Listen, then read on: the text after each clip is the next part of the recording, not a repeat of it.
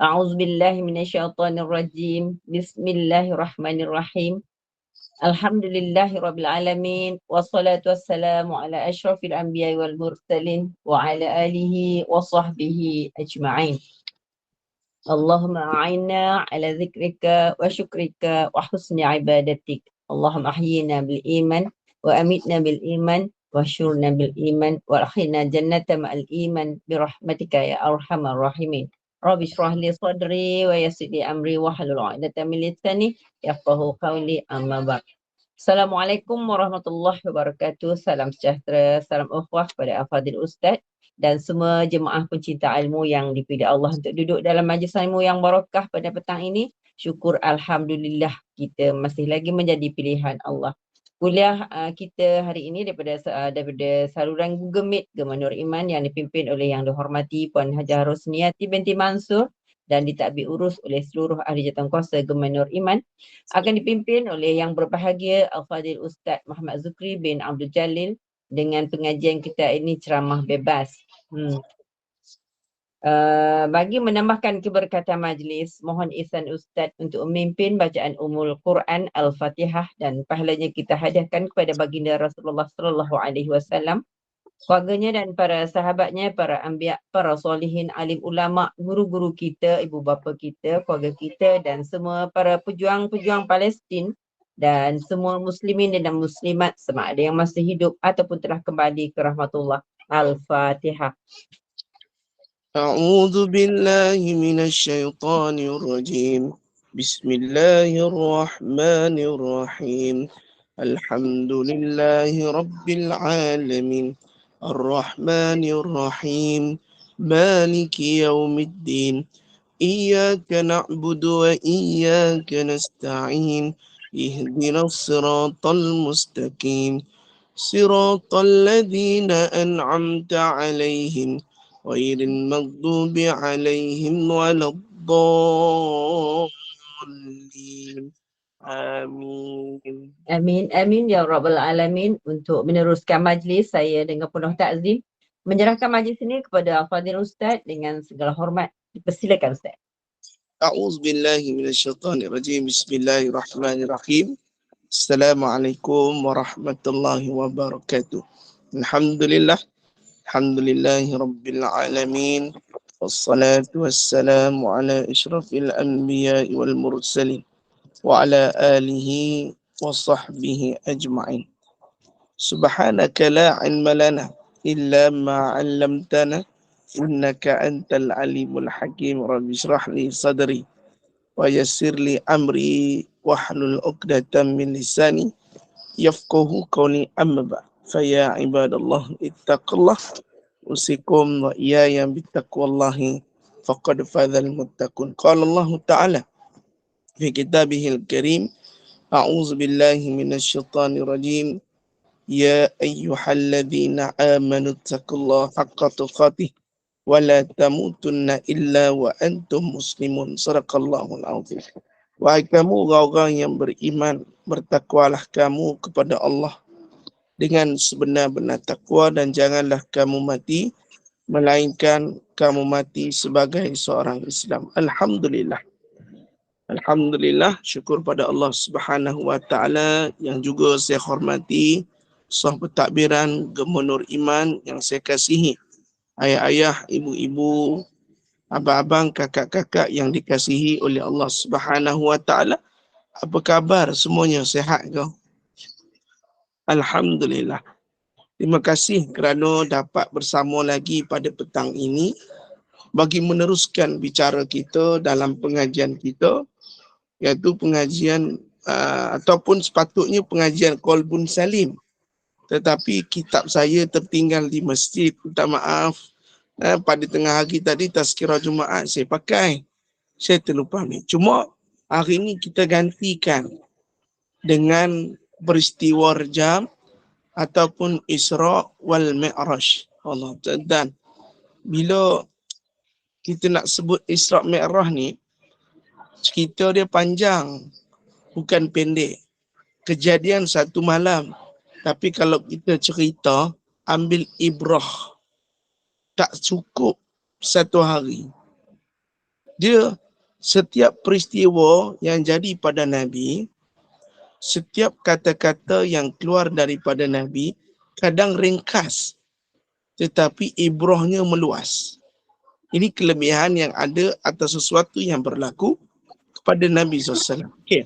Sebelum kita masuk peristiwa Isra wal Mi'raj, kita ambil dulu apakah yang disebutkan dengan bulan Rajab. Bulan Rajab disebutkan sebagai bulan haram. Dalam bulan Islam, dia ada 5 bulan haram. 5 bulan haram. Maka termasuk salah satunya adalah bulan Rajab. Okey, baik. Apa kelebihan bulan haram? Okey, baik. Disebutkan ulama, kelebihan bulan haram adalah bulan tersebut sekiranya dilakukan kebaikan, maka gandaan pahalanya tak seperti bulan-bulan yang bukan disebutkan bulan haram. Maka gandaan pahala itu semakin meningkat. Begitu juga sesiapa yang melakukan dosa pada bulan haram, bermakna gandaan dosanya pun tak sama dengan gandaan dosa-dosa sebelumnya ataupun bulan-bulan yang lain. Sebab bulan haram, bulan yang spesial. Okey, macam ni. Setiap perkara yang disebutkan melalui Al-Quran, bermakna ianya spesial. Tengok. Lailatul Qadar. Ada Allah Ta'ala sebut dalam Quran? Ada? Allah sebut, Inna anzalnahu fi lailatul qadr. Spesial. Kenapa Ramadan satu bulan yang spesial? Sebab Allah sebut dalam Quran, Syahru Ramadan alladhi unzila fihi al-Quran. Tuan, bila Allah sebut, benda tu kena ambil lebih perhatian. Ada tentang Tabbat yada abi lahabin wa tabb. Tuan, Tabbat yada abi. Surah tersebut juga adalah mengisarkan tentang Abu Lahab. Tapi kita kena ambil cakna benda tu. Makna setiap benda yang disebut Allah di dalam Quran, benda tu important untuk kita ambil tahu. Okey? Ni kita masuk sesi tadabbur Quran. Ustaz Nazri kan, tapi hari ni saya ambil sikit lah. Saya tak boleh ambil tuan guru kita. Cuma saya ambil sikit. Supaya kita semua faham. Sebab tu, bulan Rajab adalah satu bulan yang Allah Ta'ala kurniakan pada kita. Mungkin ada hadis yang kita biasa masyhur kita dengar, bulan Rajab adalah bulanku. Bulan Allah, dan bulan Syaban adalah bulanku. Dan bulan Ramadan adalah bulan umatku. Hadis ni tak sahih. Faham? Hadis ni tidak sahih. Ni nak ceritalah. Mungkin ada perawi-perawi menyebabkan tak sahih. Cuma ada sebahagian mengatakan dhaif. Wallahu a'lam. Okay, baik. Bila masuk bulan Rajab, termasuk bulan haram. Okay. Perkara yang perlu kita tahu adalah pertama, bulan Rajab, bulan haram. Bila bulan haram, disunatkan bagi kita memperbanyakkan amalan. Tiada pengkhususan di dalam amalan bulan Rajab. Cuma dibahaskan ulama, iaitu dengan zikir Rabbighfirli wa tub alayya.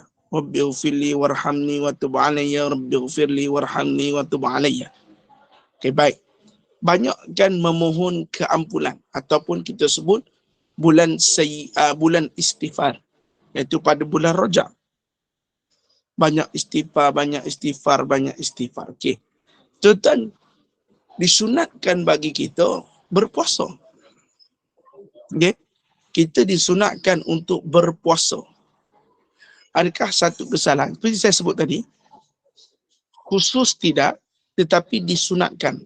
Atau sebagian ulama menyebutkan pada bulan Rajab, siapa memperbanyakkan amal disebut sebagai fadail amal.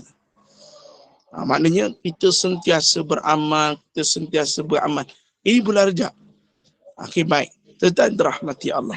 Sebab itu, keistimewaan bulan Rajab ini banyak kelebihan.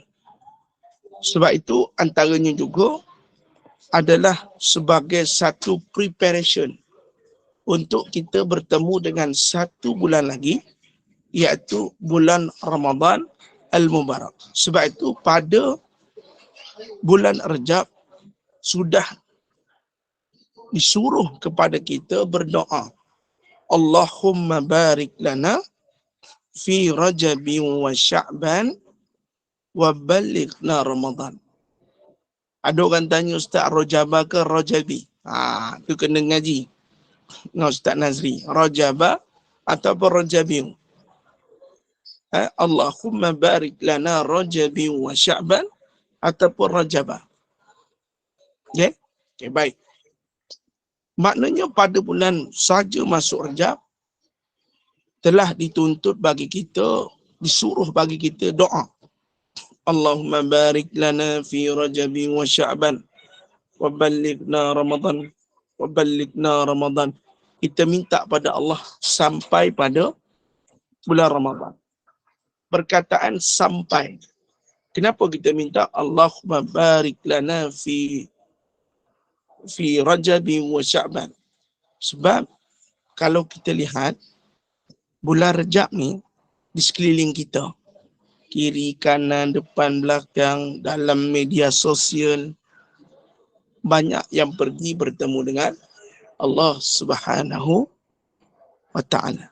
Dan betul saya sebut sedap-sedap meninggal ke? Sedap-sedap meninggal. Sebab tu kita mencari keberkatan amal di dalam bulan Rajab sebagai tanda mensyukuri Allah temukan kita dengan bulan haram. Kemudian baru masuk Sya'ban. Okey, saya masuk sikit. Sya'ban ni adalah bulan tersepit di antara Ramadan dan juga Rajab.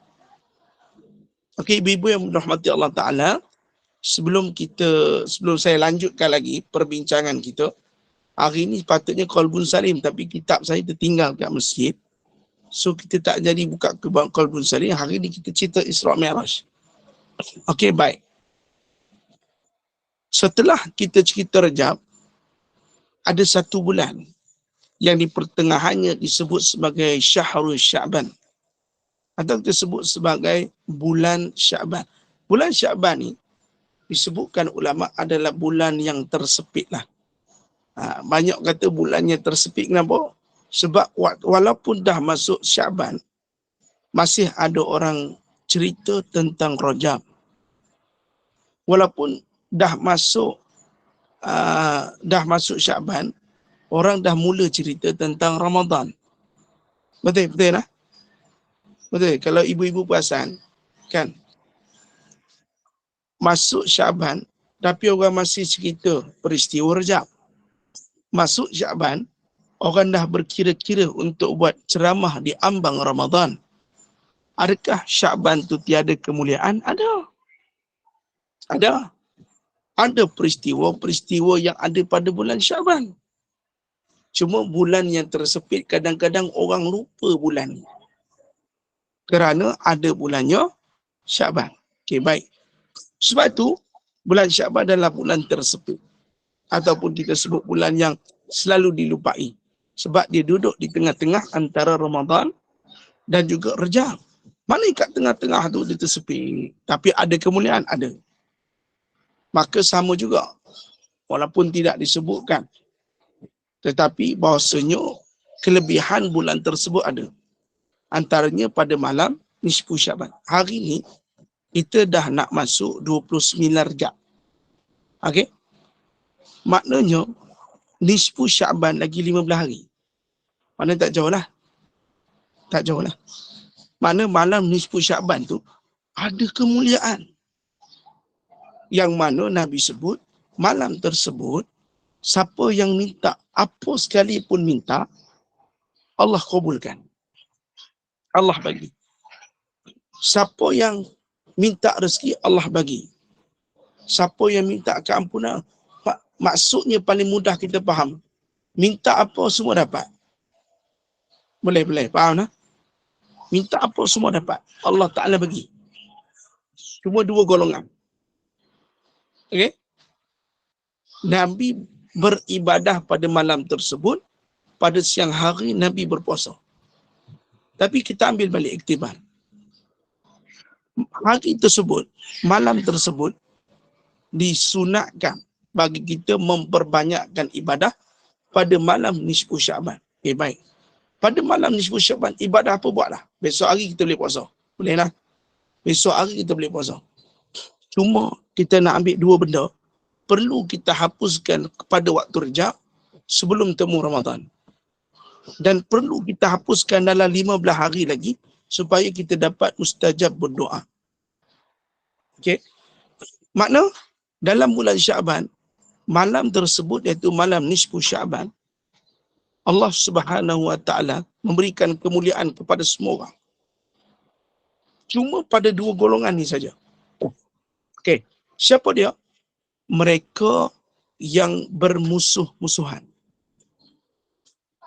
Kalau bahasa orang Ganu sebut, gocoh. Gocoh ni gaduh. Boleh faham? Orang yang bergaduh. Orang yang bermusuh-musuhan, lama tak cakap. Kan? Lama masam muka, lama tak pandang. Tak lagi kalau suami isteri tak tegur siapa. Malam tersebut. Boleh faham? Dan juga mereka-mereka yang syirik kepada Allah. Baik. Syirik ada dua. Syirik khafi dan syirik jali. Syirik jali adalah syirik yang nyata jelas. Syirik khafi adalah syirik yang tersembunyi. Bermakna, di sini jelas bagi kita. Orang-orang yang syirik pada malam nisfu Syaban, Allah tak angkat doanya.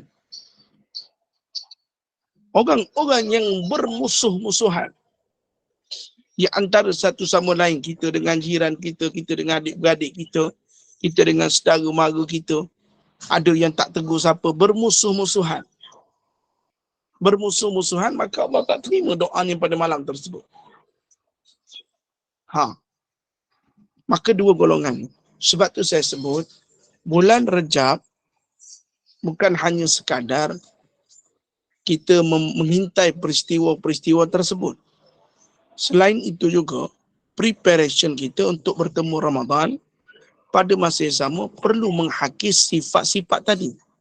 Sifat-sifat yang mendatangkan syirik kepada Allah, dua sifat tadi, iaitu syirik jali, pergi sembah berhala, atau benda-benda yang syirik secara nyata. Dan yang kedua adalah syirik khafi, iaitu benda-benda yang tersembunyi, termasuk dalam kitab Qalbun Salim.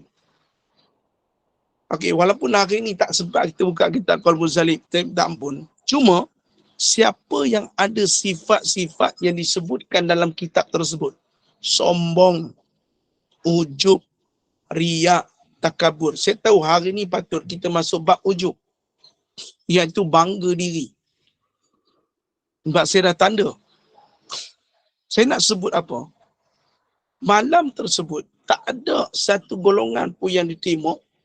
Tak ada satu golongan, semua diterima, melainkan orang-orang yang mempunyai sifat syirik, termasuk syirik kecil ataupun syirik besar.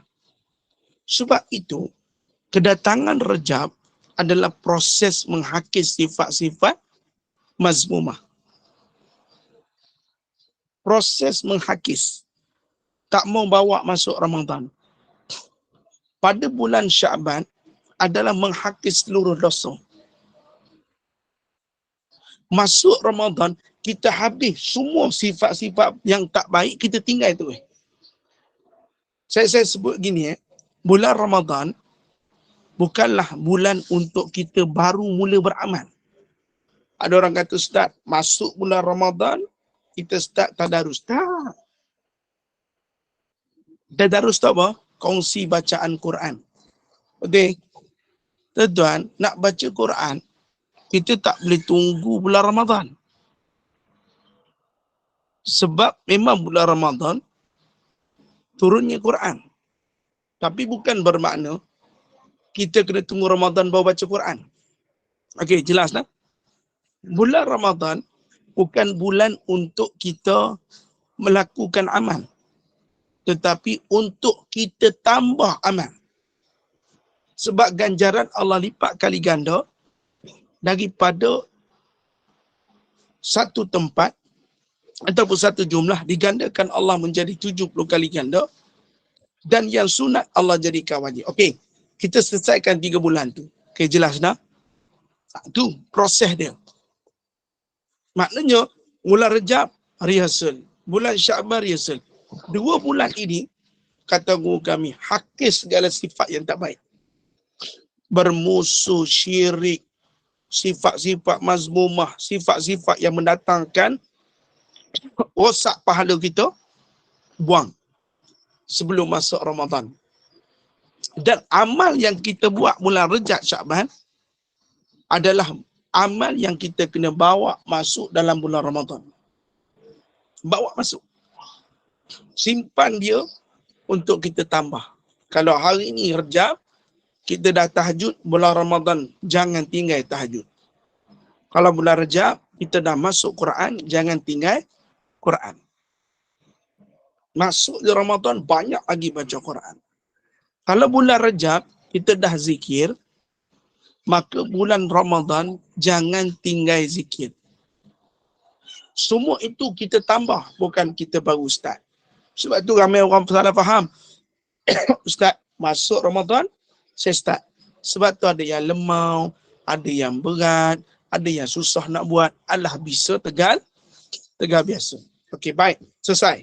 3 bulan tu. Tak usah cerita panjang. Nanti kita akan ada forum perdana untuk ambang Ramadan. Saya tak pasti siapa panel. Saya cuma share je. Menyambut kedatangan Ramadan. Betul ke Kak Intan? Kena tanya ibu. Oh, kena tanya ibu. Sorry. Betul. InsyaAllah. Mudah-mudahan adalah kita sebut antara bulan masa. Okey, baik. Pada bulan Rejab ada satu peristiwa yang mana kita akan huraikan sikit pada petang ini. Saya tak sedar cakap dah 5.50. Tak sedar. Okey, baik.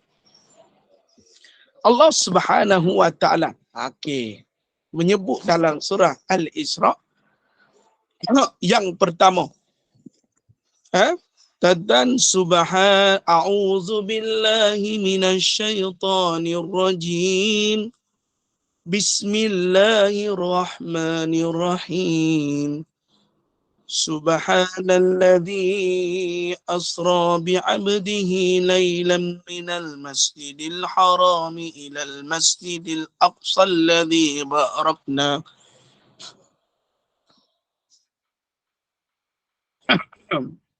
الذي باركنا حوله لنريه من آياتنا إنه هو السميع البصير. Okey, baik.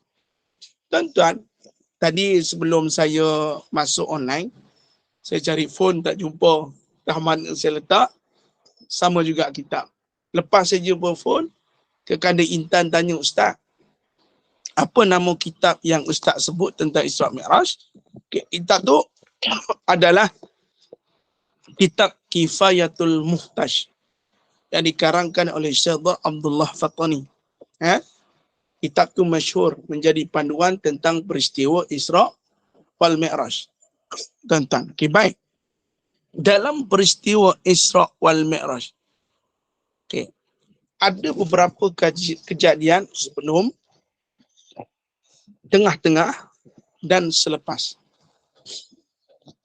Agak-agak kita nak cerita bahagian yang mana? Dia ada peristiwa sebelum, tengah-tengah, selepas. Maknanya, ceritanya panjang. Makna admin minta. Dia kata sebelum. Okey, baik. Terima kasih. Ini request. So, kita cerita. Tuan-tuan yang terahmati Allah. Bila sebut peristiwa Isra, apa dia? Perjalanan bumi ke bumi. Dalil surah Al-Isra ayat 1. Boleh? Mak boleh tulis. Mi'raj surah An-Najm, iaitu ayat 1 sampai ayat 18. Okey, boleh tulis tak? Isra' Mi'raj. Isra' adalah perjalanan bumi ke bumi. Okey, iaitu Isra' dalil Qurannya ayat 1. Surah Al-Isra'. Kalau kita ambil Mi'raj, Mi'raj itu dalilnya, Mi'raj di bahasa Arab, dalam bahasa Melayu kita sebut panjat ataupun daki. Okey.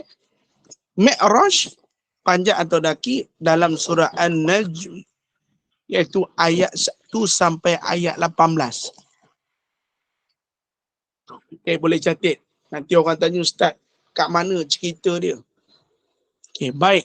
Disebabkan saya sebut tadi, peristiwa ada sebelum, ada yang tengah-tengah sedang berlaku, dan juga pengakhiran. Sebelum saya masuk sebelum, kena tetapkan dalam iman kita, okey, keyakinan bahawasanya peristiwa Isra' wal Mi'raj benar-benar terjadi, satu. Yang kedua, kita yakin bahawa yang pergi, iaitu Nabi SAW, adalah perginya dia dengan jasad dan juga ruh. Okey. Dan yakin bahawasanya peristiwa ni berlaku. Kalau kita tak yakin, termasuklah kita dalam golongan yang kufur. Okay, faham? Jangan pernah ada keraguan. Ya ke Ustaz, Nabi pergi? Ya ke Ustaz? Macam mana boleh pergi? Kan kat sana, kat sana, kat sana, kat sana. Okay?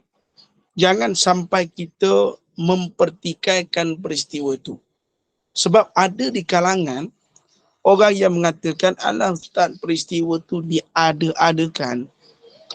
Peristiwa tu, yalah Ustaz, diada-adakan je.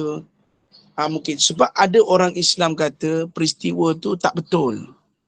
Ini adalah daripada yang saya dengar. Sebab tu, na'uzubillah min dzalik. Mudah-mudahan Allah beri hidayah. Kita sebagai orang yang beriman, yakin bahawasanya perkara ini ada. Boleh? Ibu-ibu yang dirahmati Allah, jelas? Boleh nak ibu-ibu? Okey, petang ni kita cerita bab Isra' Mi'raj. Okey, baik. Sebabkan admin tanya tadi Ustaz sebelum. Okey, baik. Isra' Mi'raj adalah salah satu tanda kekuasaan Allah yang diberikan kepada Nabi. Adakah Allah Ta'ala bagi kepada Nabi, suka-suka saja Allah Ta'ala bagi Nabi? Tak. Disebutkan setiap ujian ada kemanisan. Kalau kita sebut tentang ujian Nabi bukan bermula hanya sebelum Isra' Mi'raj. Tetapi ujian Nabi seusia kecil Nabi. Nabi lahir tanpa seorang ayah. Ayahnya dikebumikan di Yasrib. Ibunya dikebumikan di pertengahan, namanya perkampungan Abwa. Di tengah-tengah perantaraan Mekah dan Madinah. Tuan-tuan, Nabi kecil-kecil dijaga oleh atuknya. Dijaga oleh Halimatun Sa'diyah. Dan kemudian dijagakan oleh pak saudara dia. Dalam banyak-banyak orang yang jaga Nabi. Pakcik dia, pakcik dia, lepas tu pakcik dia, atuk dia, mak ayah dia, Halimatun Sa'diyah. Yang dulu duk jaga dia, yang paling lama sekali jaga Nabi siapa? Pakcik dia. Pakcik Nabi dipanggil Abu Talib. Yang paling lama jaga Nabi adalah atuk dia tak lama. Tak lama. Tapi lagi lama pakcik dia. Ibu-ibu yang paling duduk dekat dengan Nabi, beristerikan Sayyidatina Siti Khadijah, hak paling lama duduk dengan Nabi. Saat kahwin, sebahagian kata ulama, Sayyidatina Siti Khadijah usianya hampir 40. Okey. Dan mengatakan Nabi SAW usianya 25. Okey, dalam sepanjang Nabi hidup dengan Khadijah, Nabi tidak berpoligami, Nabi bermonogami. Tuan-tuan, insan yang duduk lama dengan Nabi, yang menjadi tulang belakang Nabi. Okey, yang menjadi tulang belakang Nabi, pakcik Nabi dan Sayyidatina Siti Khadijah. Okey, saat penemuan ataupun saat Nabi berulang alik ke Hira ataupun kita sebut Gua Hira. Okey, Nabi SAW mendapat wahyu di Gua Hira. Tuan-tuan, ibu-ibu yang dikasihi oleh Allah, Nabi dapat peristiwa di Gua Hira. Apa Khadijah buat? Khadijah selimutkan Nabi. Dan setelah Nabi okey, baru Sayyidatina Siti Khadijah pergi bawa bertemu dengan Waraqah, antara anak saudara dia.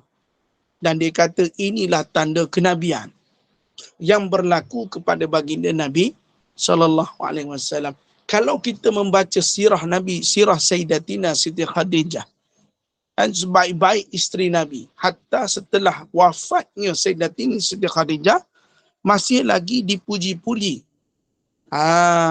Dia bukan pak saudara, anak saudara. Anak saudara Waraqah. Okey, baik. Ni nampak ni kita dah masuk cerita sirah ni. Ni jadi ada yang request minta sambung pula. Nak. Okey, kita cerita lagi. Sagi mungkin nak tanya-tanya lah. Sikit-sikit lah. Kita buka dalam buku 6, 10, 6, 5 minit. Boleh lah. Okey, baik. Anak saudara Nabi, anak saudara tu namanya Waraqah. Tuan-tuan, pakcik Nabi yang paling lama jaga Nabi. Atuk dia tak lama, mak dia tak lama, ayah dia lagi tak pernah jumpa, Khalimah pun dalam 5-6 tahun je. Tapi pakcik dia paling lama. Tuan-tuan, Allah ambil dua-dua. Allah ambil dua-dua. Kalau disebutkan tahun tersebut adalah tahun kesedihan buat baginda Nabi SAW. Tuan-tuan, Nabi ada 6 orang anak. 6 orang anak Nabi, 7 orang anak. Nabi ada 7 orang anak, 6 anak Nabi meninggal di hadapan Nabi sallallahu alaihi wasallam. Maksud dia, biasa daripada logik akal si ayah atau si ibu dia akan meninggal, betul? Tetapi kisahnya Nabi kehilangan 6 orang anak.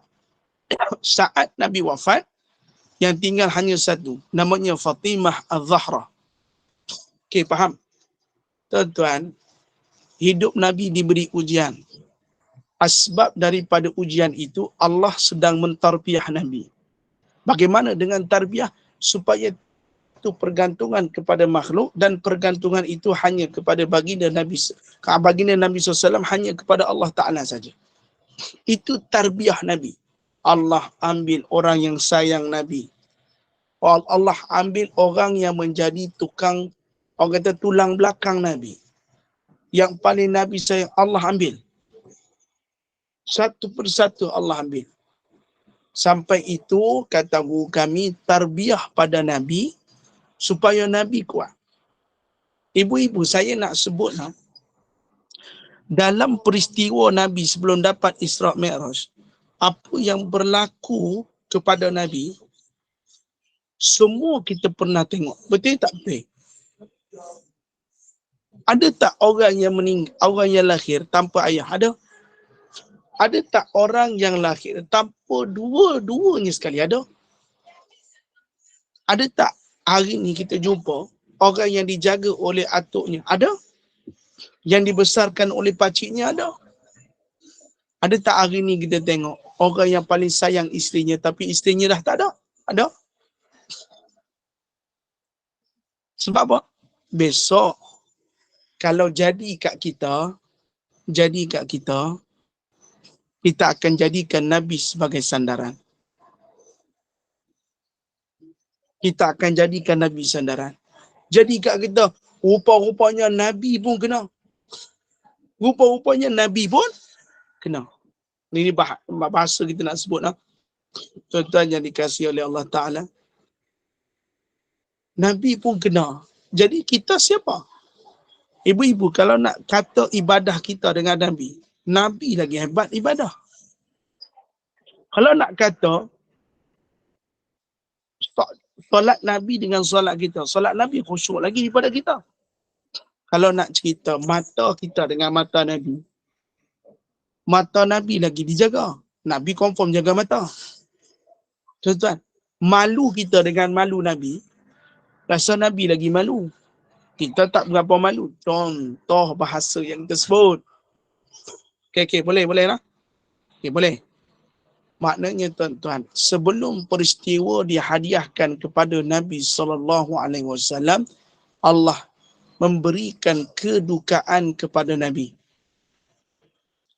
Allah gantikan hadiah buat Nabi. Tuan-tuan, hadiah tu disebutkan ulama, dah Allah bagi peristiwa. Tetapi hadiah itu adalah Isra' Mi'raj. Di dalam hadiah itu dibaluti dengan hadiah yang banyak. Maknanya, satu kotak, di dalamnya ada hadiah lagi. Bukan peristiwa saja. Tetapi ada hadiah di sebalik hadiah. Faham? Boleh faham? Hadiah di sebalik hadiah. Allah dah bagi Nabi dah peristiwa. Tapi Allah bagi hadiah, satu peristiwa, di dalamnya ada lagi hadiah. Bertimpa-timpa hadiahnya. Allahumma salli ala Sayyidina Muhammad, kan? Allah Ta'ala bagi Nabi. Sebab itu hari ini ibu-ibu, ayah-ayah yang saya kasihi, kalau kita ada ujian ataupun datang beberapa benda yang mungkin hari ini menyebabkan kita duka cita, menyebabkan kita sedih, menyebabkan kita terasa, menyebabkan kita jatuh, jangan. La tahzan, innallaha ma'ana. Kita tak tahu apa yang Allah sediakan kepada kita lepas ujian, kan? Tetapi kita kena yakin satu benda saja. Ujian tarbiyah buat kita. Ujian mengajar kebergantungan kita kepada Allah. Ujian ajar kepada kita lebih mendewasakan diri. Ujian mengajar kepada kita tabah. Ujian mengajarkan kita sabar.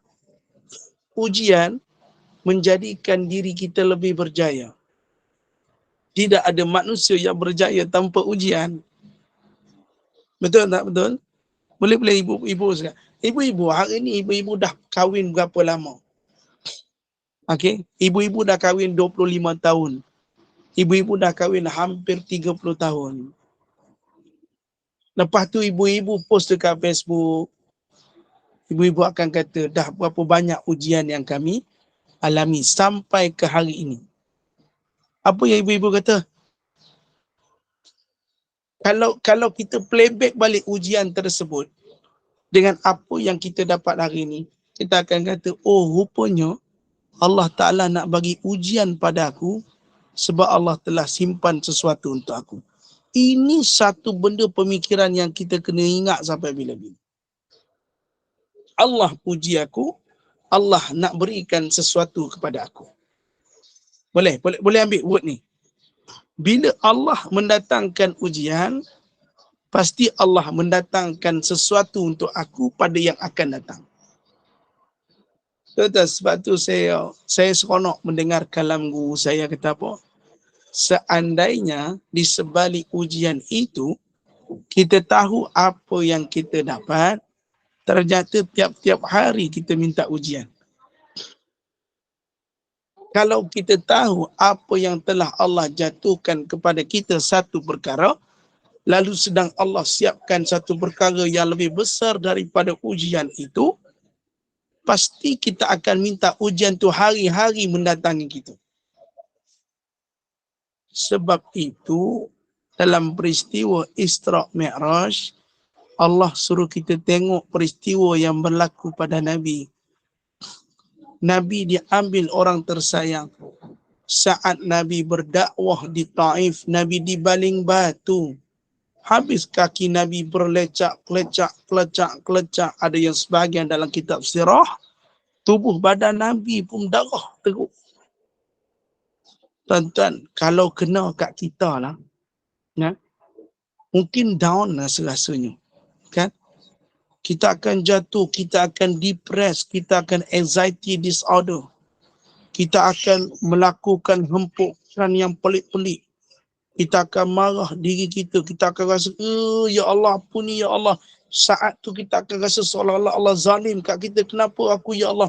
Sedangkan aku solat, sedangkan aku baca Quran, sedangkan aku berzikir. Kenapa aku ya Allah? Tapi Nabi sebut tak begitu. Tak, Nabi tak sebut. Nabi tak sebut. Nabi hidup dengan berterusan yakin dengan janji Allah. Innallaha ma'as sabirin. Nabi teruskan hidup, Nabi jalani kehidupan walaupun datang bertimpa-timpa. Macam bahasa kita sebut, dahlah jatuh ditimpa tangga. Dah ditimpa tangga tu dihimpak lagi dengan tangga, dihimpak lagi dengan bagai-bagai. Masa sebelum peristiwa tu datang dengan Nabi,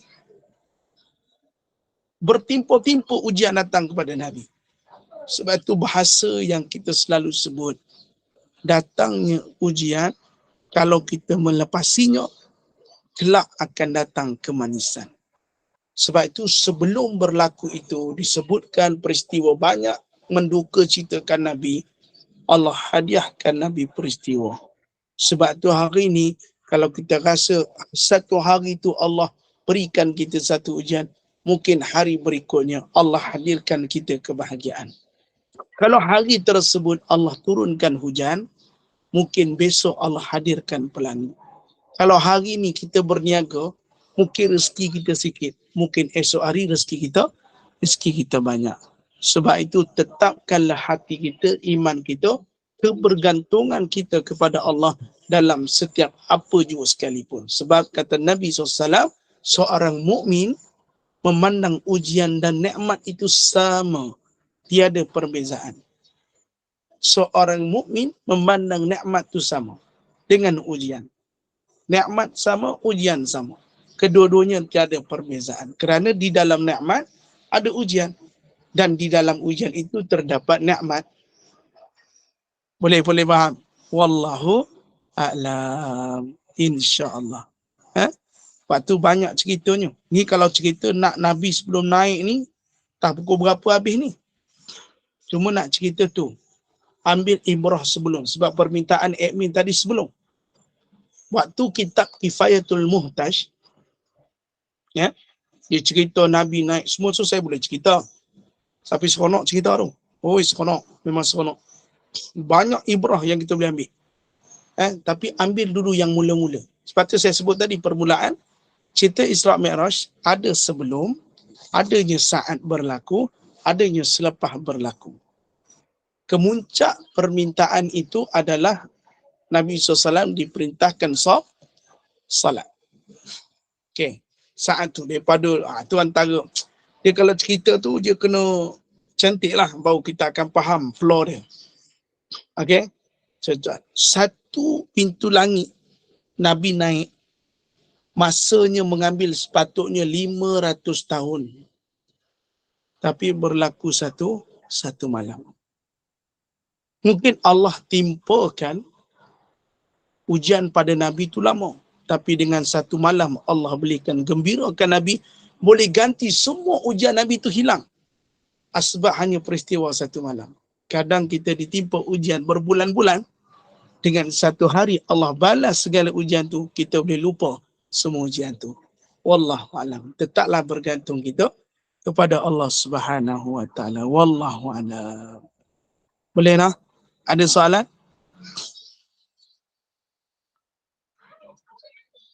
Ada soalan? Senyap je. Boleh ke? Silakan. Siapa nak tanya soalan? Hutan, Sila. Mira. Sila Ni bertanya. masuk ayat Isra' lagi ni. Bonda kalau masuk ayat Isra' ni mau ke 7 suku habis. Dia Tapi tu kena start awal Ustaz. Pukul 5 tadi Ustaz. Okey lah. Dia bau dia sampai baru. Asal lambat kita tak sempat je. Tidak kita tu kita balun sampai naik buruk turun balik. Hampak kita cerita. Baru best Kan? Tadi pun kita cerita dah hampir kat 55 minit dah. Ni tak ada naik borak ni. Dia tak ada kita belum lagi. Nabi tak belah dada lagi. Nak cuci lambat lagi tu. Lambat. Kalau saya ceramah memang lambat ceramah tu. Kalau ceramah Isra' Mi'raj saya biasa ceramah 1 jam 45 minit. Lama lah cerita dia. Okay, baik. Ke kanda Amnira, what you want to ask me? Assalamualaikum Ustaz. Salam. Ya saya. Ustaz nak tanya, ada tak gambaran tentang buraq tu?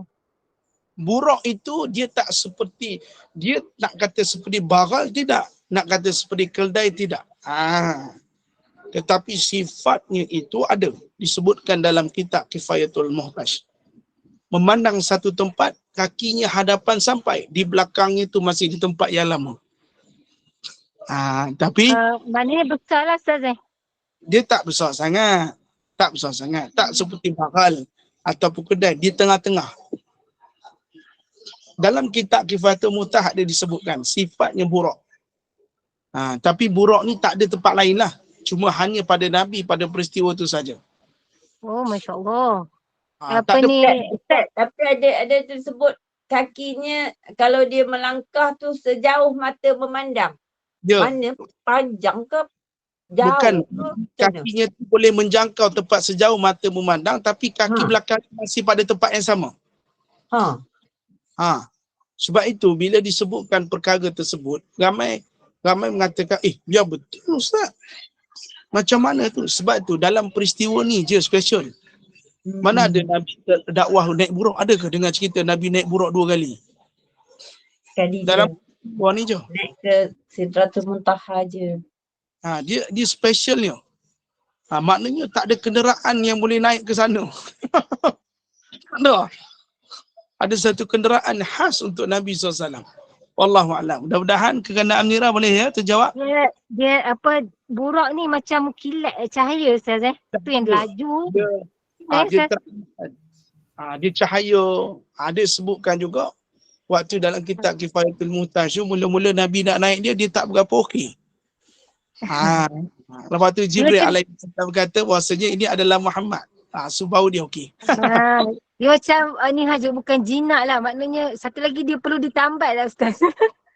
Tak pasti apa, tapi waktu Nabi nak naik tu dia macam tak berapa okey. Saat tu. Sebab tu sebelum Nabi nak naik, Nabi dipertontonkan muka Jibril alaihi salam di satu bukit namanya Jabal Nur. Dan Nabi pengsan sebab tengok muka asal Jibril alaihi salam. Okey, baik. Allah sebut dalam Quran, Allamahu syadidul quwa. Yang duduk dengan Nabi ni satu malaikat yang kuat. Syadidul quwa. Malaikat Jibril ni ada 600 sayap. Satu sayap dia memenuhi ruangan antara masyrik dan maghrib. Sebab tu Nabi SAW, okey, ni ada point sikit lagi mana Nuri ni nampak sikit lah. Kita boleh ambil iktibar. Nabi SAW, tu kata, hak cerita Isra' Mi'raj ni seronok. Tapi apakan daya, sejam dah cukup. Malam ni pun ada, semalam saya ceramah. Hari Rabu pun ceramah. Semua makan 1 jam 30, 1 jam 45. Sebab nanti orang akan tanya, Ustaz bila nak cerita lagi? Takkan nak sambung tahun depan? Itulah cerita dia. Okey, baik. Dengar. Allah memerintahkan Nabi. Okay, peristiwa tu kita faham. Allah yang memperjalankan Nabi. Kalau masuk tafsir ni lagi lama. Cuma tengok. Dalam setiap perjalanan Nabi, Nabi ditemani oleh Jibril alaihissalam. Cuma satu tempat je tak boleh. Okay, betul? Tuan-tuan, Jibril alaihissalam ni adalah guru Nabi. Betul? Guru Nabi. Wahyu pertama pun dengan Nabi SAW. Ini saya nak sebut supaya kita ambil jelas dan faham. Tuan-tuan tengok ibu-ibu yang dikasihi oleh Allah Ta'ala SWT. Sampai Nabi diperlihatkan tentang penghuni neraka dan bau harumnya masyitah. Lepas tu Nabi diperlihatkan orang yang tak mau sujud pecah kepala. Apa yang Nabi buat? Nabi kata, wahai Jibril, ni siapakah ni? Lepas tu lalu dekat yang kedua, ni ibrah dia. Nabi tanya, ni siapakah wahai Jibril? Ni siapa Jibril? Ini siapa Jibril? Ini siapa Jibril? Ini siapa Jibril? Ini siapa Jibril? Tahu tak kenapa dia tanya Jibril? Sebab hidup kita mesti dibimbing seorang guru. Sebab tu Jibril terangkan kat Nabi. Kan Jibril ajarkan Nabi tentang Islam dan iman. Sebab tu hidup kita mesti ada guru. Jangan tak ada guru. Mesti ada guru. Waktu Nabi naik, Nabi tanya Jibril, ni siapa? Jibril jawab. Nabi tanya lagi, wahai Jibril, ni siapa? Jibril jawab. Maknanya hidup kita mesti berguru. Jangan sombong. Ya. Walaupun Nabi yang Allah perintahkan, jangan sombong. Itu saja. Mesti ada guru. Wallahualam. Sikitlah kita masuk. Lagi kan panjang nak cerita. Okey, baik. Masya Allah, terima kasih Ustaz. Cerita pasal Isra' Mi'raj ni Ustaz, takkan habis rasanya walaupun setiap tahun dengar. Walau berulang cerita yang sama, tapi ada. Tapi cuma kena ambil ibrah tu penting lah. Jangan kita ulang benda tu, naik atas. Banyak ibrah naik kat situ kalau kita faham dalam hidup. Wallahualam. Kita berhenti takat tu dulu. Lapar nak pergi pasar malam. Nak tanya tu juga tadi. Ada lagi orang ada soalan? Ustaz, soalan terakhir. Nak tanya tu juga tadi kat Ustaz, ceramah sejam setengah ada makan tak? Ada makan. Hari pertama ceramah hari Rabu itu ada kari kepala ikan. Tu dia. Semalam dia bagi makan apa lah, saya lupa lah. Banyak agak. Malam ni ada kambing kuzi kan. Ustaz, soalan terakhir Ustaz. Sila. Ustaz, diceritakan bahawa Buraq ni dia sebelum diminta oleh Jibril untuk menjadi tunggangan Nabi untuk Isra', dia adalah seekor binatang yang lebih kurang banyak mendiamkan diri. Kemudian bila dia diberitahu bahawa dia tu akan dinaiki oleh Nabi untuk Isra', dia menjadi seekor binatang yang cergas. Dia mula-mula dia tak mau makan, semuanya dia macam kurus kering lah. Itu Ustaz, cuba Ustaz sambungkan ceritanya macam mana? Saya minta maaf saya sebut saya cerita tu saya tak dapat. Maknanya cerita tu? Cerita yang benda sebut tentang dia tak makan, dia kurus kering, saya tak pasti. Itu tak pasti. Maknanya kalau kita boleh kata Buraq ni asalnya haiwan biasa, saya tak pasti. Adakah itu betul tak betul? Sebab dalam kitab Kifayatul Muhtaj disebut tunggangan itu ada satu tunggangan yang ketika Nabi nak naik itu dia agak liar. Tapi setelah Nabi dia katakan Nabi naik, barulah dia dalam keadaan jinak. Cuma yang bonda sebut adakah Buraq ni seperti binatang biasa, tiba-tiba dia tak makan, dia mendiamkan diri, tiba-tiba waktu nak ditunggangi oleh Nabi SAW dia ubah. Hak tu saya tak boleh jawab. Sebab saya baca dalam kitab tu tak cerita benda tu. Ya Ustaz. Sebabnya ada penceramah yang maklumkan gitulah ceritanya. Dia menjadi seekor binatang yang sangat gembira. Selera makan. Maknanya dia menjadi binatang yang rasa terlalu bertuah untuk dinaiki oleh Rasul. Maksud dia tersurat demi tersurat. Mungkin penceramah tu lebih tersurat dia ceritakan kepada kita untuk kita dapatkan sebaik-baik penjelasan, mungkin dia sebut benda tu. Sebab tu saya tak berani sebut, saya cuma sebut yang saya tahulah. Cuma mungkin ada yang memutarakan isu lebih dalam. Wallahualam. Tapi dalam kitab Kifayatul Muhtaj ada sebutlah. Mula-mula Nabi nak naik memang dia tak terima. Dia agak melawan sikit lah. Tapi lepas tu dia kata Nabi nak naik, baru dia okey. Wallahualam. Cuma nak kata Buraq ni ada penceramah tu sebut dia tak makan, dia seperti orang biasa semua. Itu wallahualam. Saya tak dapat nukikan. Sebab apa Isra' Mi'raj dia tak boleh buat dongeng. Dia cerita yang berfakta. So dia mesti ada dalil yang kemal. Tapi kalau ustaz tu sebut, mungkin benar apa yang disebutkan. Wallahualam. Saya tak menidakkan. Cuma saya ceritakan apa dasar yang saya tahu. Okey, boleh mana? Okey Ustaz, insya-Allah.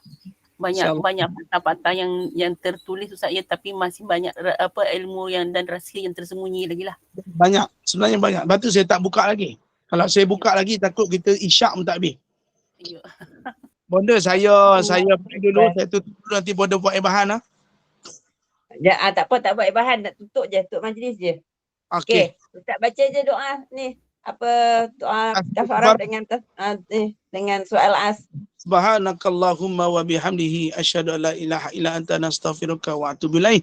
Bismillahirrahmanirrahim. Wal 'asri innal insana lafi khusr illa alladhina amanu wa 'amilus salihati wa tawassaw bil haqqi wa tawassaw bis sabr. Wabillahi taufiq. Assalamualaikum warahmatullahi wabarakatuh.